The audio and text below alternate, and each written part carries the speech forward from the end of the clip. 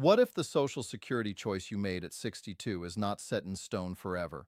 But the part people leave out is this. The fix is real for some people, limited for others, and the timing matters more than almost anything else. That is exactly why I make these videos.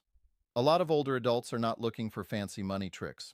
You are just trying to avoid a painful mistake, stop the confusion, and make sure a decision you made under pressure does not quietly cost you for years. And I know there are really two kinds of people watching right now. One person has been bothered by this for a long time. Maybe you claimed at 62 because you were tired, worried, laid off, helping family, or simply trying to get through a rough stretch. Ever since then, a little voice in your head has been saying, "Did I file too early?" The other person just started benefits not long ago, and now you are hearing different opinions from neighbors, relatives, and the internet, and you are wondering if you still have time to change course. Here is the hidden truth. Most people miss this not because they are careless. They miss it because the words get mixed up. People hear reverse, cancel, pause, restart, and do-over, and they think all those words mean the same thing. They do not. There is one rule for fully taking back a retirement claim, and there is another rule for stopping benefits later to grow the check going forward. Once you separate those two ideas, this whole topic gets much easier. I'm glad you're here. I spend a lot of time turning these money rules into plain English because most people do not need more jargon. They need clarity. So here is what we are going to do together. We are going to talk about what reversing a Social Security decision actually means. Who can truly undo a claim? Who cannot fully undo it, but may still improve the check later? What forms and phone calls matter? And what one step you should take after each part so you do not just learn this and then set it down on the kitchen table and forget it. First, let's clear up the biggest misunderstanding right away. There are really two different paths, and only one of them is a true do-over. The first path is a withdrawal. That is the one people are usually talking about when they say, "Can I reverse my Social Security decision?" If Social Security approves a withdrawal, it is basically treated like that retirement application was never filed. That is the closest thing to a real reset. But it is not open forever. In general, you have to do it within 12 months of when your retirement benefits started, and if you already received money, you have to pay it back. The second path is suspension. That is different. Suspension is not erasing your early claim. It does not take you back to square one. What it can do is let you stop your checks after you reach full retirement age so your benefit can grow again until age 70. That can raise your future monthly payment, but it is not the same as undoing the claim you made at 62. Let me make that simple with an example. Say Maria filed at 62 and started getting $1,200 a month. 4 months later, she realizes she panicked. Maybe she sold a property, maybe part-time work came through, maybe her expenses dropped. If she is still inside that limited window and can repay what was paid out, she may be able to withdraw the application and later refile at an older age for a higher benefit. Now take Frank. He also filed at 62, but now he is 67. He cannot go back and erase that old claim just because he changed his mind. But once he reaches full retirement age, he may be able to suspend his benefit and earn delayed credits up to age 70. That can make the future check bigger, even though it does not fully erase the early filing. So before you do anything else, your action step here is very simple. Find the month your retirement benefits first started and write it down, then find your full retirement age and write that down too. Those two dates tell you which conversation you are really having. Now let's talk about the true do-over because this is the part many people have heard about, but only halfway. If you claimed at 62 and want to completely withdraw that retirement application, the window is generally 12 months from the first month you were entitled to benefits. Not 12 months from when your cousin mentioned it. Not 12 months from when you first regretted it. Not 12 months from a YouTube video. The clock is tied to when those benefits began. And here is the part people do not love, but you need to know it clearly. If you have already been paid, you usually have to repay all the benefits paid based on that application. That can include your own payments. It can also include money paid to family members on your record. And it can include money that never hit your bank account because it was withheld for things like Medicare premiums, taxes, or garnishments. If Medicare Part A covered medical expenses during that time, that can matter too. So let's use real numbers. Imagine James claimed at 62 and got $1,450 a month for 6 months. That is $8,700 already. Now imagine his wife was also receiving $400 a month on his record during that same period. That adds another $2,400. Maybe there was tax withholding, maybe Medicare premiums were taken out. Suddenly, what sounded like a small correction is not small at all. He may be looking at a repayment number well above $10,000. That does not mean withdrawal is a bad idea. It means it is a serious decision, not a casual one. There is another detail that surprises people. You do not get unlimited do-overs. A withdrawal of a retirement application is generally a one-time move. In plain English, this is not something you can use over and over like a light switch. That is one reason I always tell people to slow down and run the numbers before they file the paperwork. And yes, there is a form for this. The request is made on Form SSA-521. If you are the kind of person who likes handling things carefully, that is a form name worth writing on an envelope or sticky note. You can handle it through your Social Security account or by working with Social Security directly. If another person's benefits would be affected by the withdrawal, that may need to be addressed too. Here is a very human example. Nora filed early because she thought she had no choice. 8 months later, she went back to part-time work. Her pension looked better than expected, and she realized she would rather wait for a bigger benefit later. She and her husband sat down and looked at the numbers. They saw they could repay what had been received without wrecking their emergency savings. In her case, a withdrawal might make sense. But now let's take Betty. Same regret, same wish, but the repayment would empty the bank account and leave her with no cushion for a car repair, dental work, or a home problem.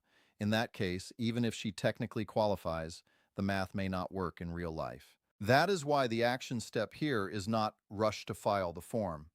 The action step is this. Call Social Security and ask for a clear estimate of what would need to be repaid if you withdraw, including any money paid to family members and any amounts withheld. Then ask yourself one honest question. Can I do that without putting myself in a worse spot? And if this is already clearing up a rumor you have heard for years, go ahead and subscribe. I mean that sincerely. A lot of money topics get repeated in pieces, and one missing detail can turn a helpful idea into a costly misunderstanding. Now let's move to the second angle, because this is where many people think they are out of options when they may still have one. If you are past that 12-month withdrawal window, that does not automatically mean you are stuck forever with the exact same monthly amount for the rest of your life. But the kind of fix changes. This is where suspension comes in. Once you reach full retirement age, you may ask Social Security to suspend your retirement benefits. While those benefits are paused, your future payment can grow until age 70. For many people, that growth is up to about 8% per year, plus cost of living increases that continue to matter over time. But let me say this carefully, because this is where people oversimplify. Suspending later does not magically erase the reduction you took by starting at 62. It can improve what you get going forward, but it does not turn an early claim into the exact same result as if you had waited the whole time and never filed early. Here is a clean example. Let's say Ellen claimed at 62 and started getting $1,400 a month.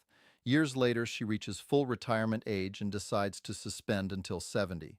If she pauses for 3 full years, a rough way to think about it is that her future benefit could rise by about 24% from the suspended amount, so that $1,400 might grow to around $1,736, not counting later cost of living increases. That is meaningful money. It is not a tiny difference, but it is also not the same as going back in time and pretending she never filed at 62.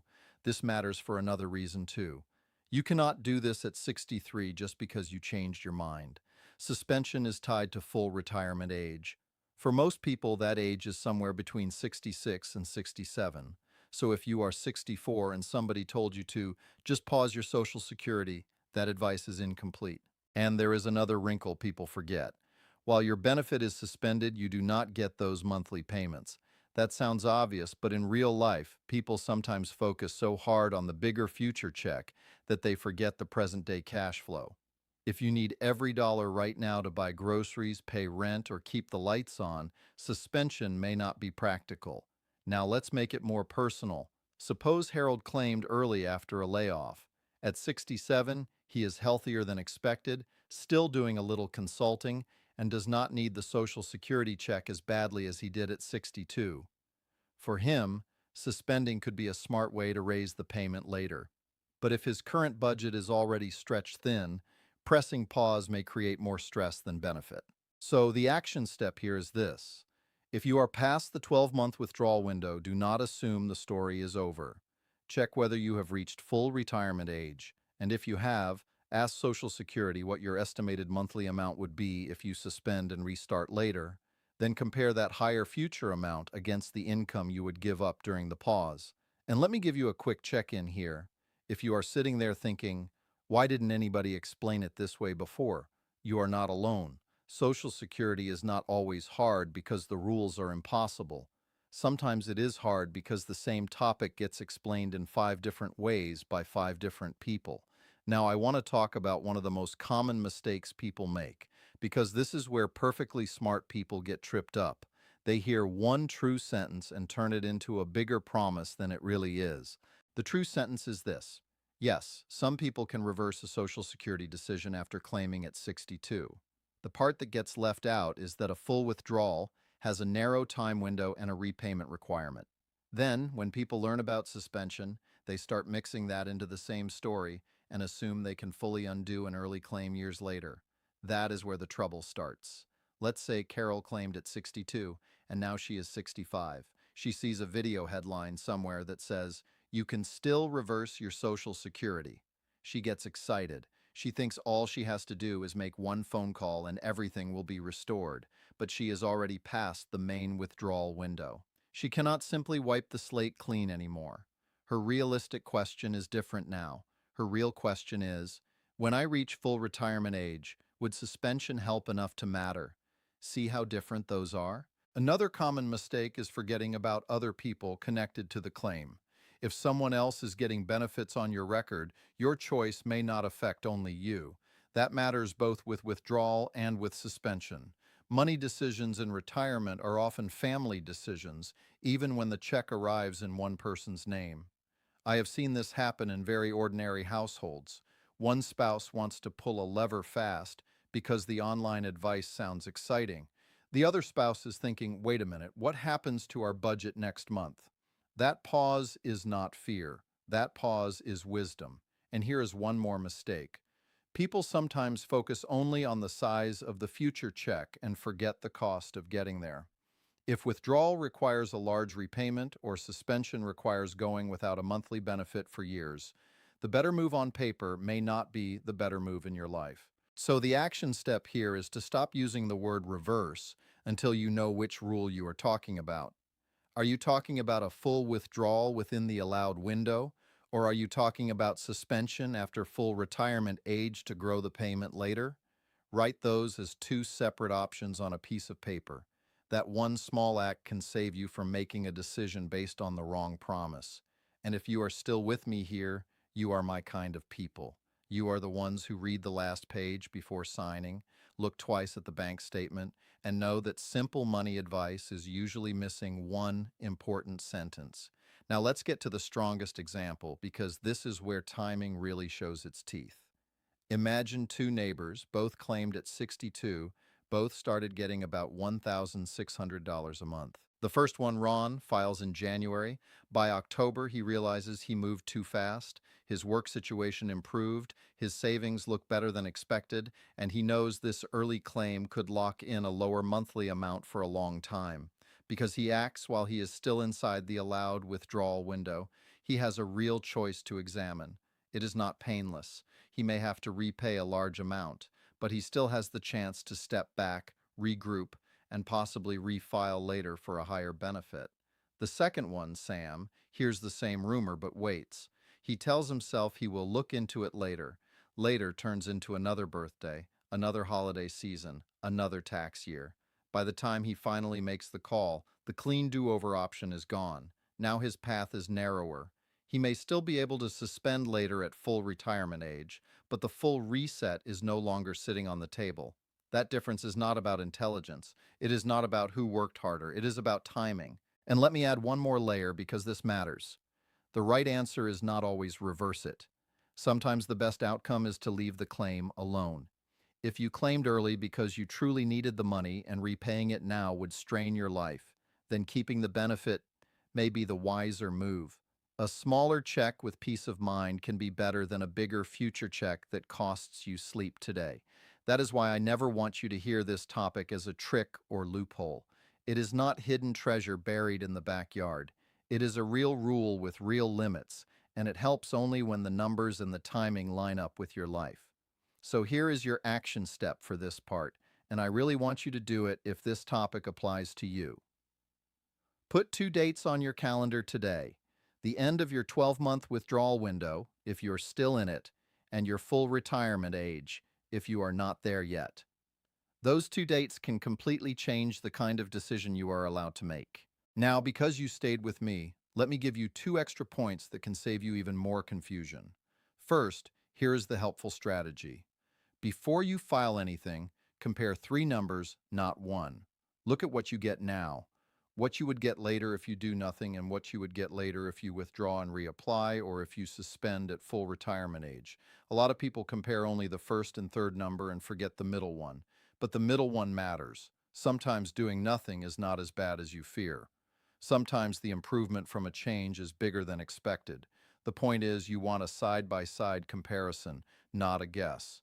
You can do a lot of this by signing into your My Social Security account and gathering your estimate information before you ever get on the phone. That way, when you do call, you are asking better questions. You are not starting from scratch. You are walking in with your shoes tied. Second, here is the warning. Do not forget the side effects of suspension. If you suspend your retirement benefit, family members receiving benefits on your record can be affected too. A divorced spouse is treated differently from a current spouse in some cases, which is exactly why you do not want to make assumptions.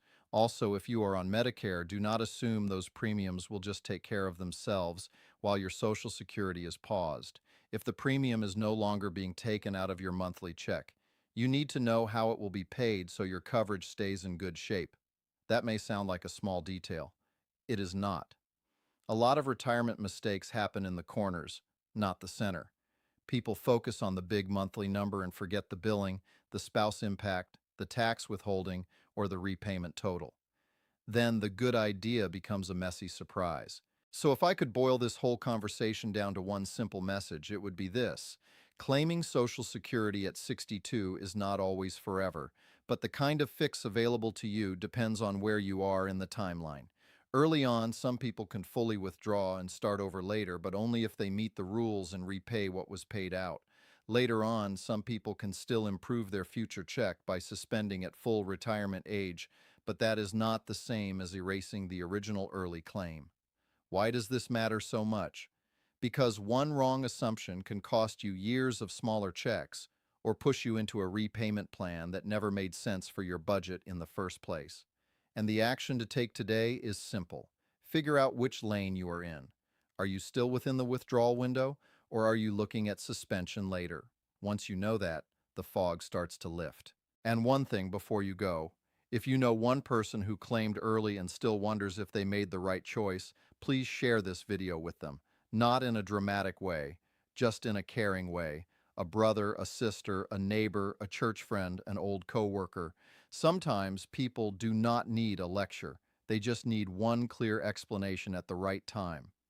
In the next video, I want to walk through another part of Social Security that catches people off guard.